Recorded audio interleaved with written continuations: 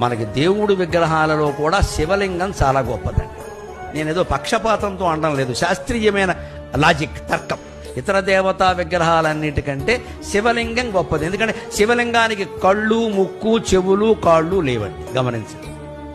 కృష్ణుడికి ఉన్నాయి, రాముడికి ఉన్నాయి, వెంకటేశ్వర స్వామికి ఉన్నాయి, అమ్మవారికి కూడా ఉన్నాయి, అవన్నీ ఉన్నాయి. శివలింగాన్ని మీరు గమనించండి, అంతే ఇలాగే బోడిగా అలా ఉండిపోతుంది. ఎందుకని? అందు మీద నీళ్లు పోసినా జారిపోతాయి, పాలు పోసినా జారిపోతాయి, క్షీరాభిషేకం, తేనె పోసినా జారిపోతుంది, మధువుతో అభిషేకం, పళ్ళరసాలు పోసినా జారిపోతాయి, అన్నీ జారిపోతాయి. అంటే శివుడు ఏం చెబుతున్నాడు? నీ ఆత్మస్వరూపం ఇవన్నీ వచ్చాయి జారిపోతాయి, వచ్చాయి జారిపోతాయి, వదిలేయి వదిలేయి వదిలేయి. మాట వచ్చింది పోతుంది, చూపు వచ్చింది పోతుంది, వినికిడి వచ్చింది పోతుంది, స్పృహ వచ్చింది పోతుంది, అన్నీ పోతాయి. లింగం రూపంలో, శివుడు రూపంలో నువ్వు ఒక్కడవే మిగులుతావు. అదే చిదానంద రూప శివోహం శివోహం.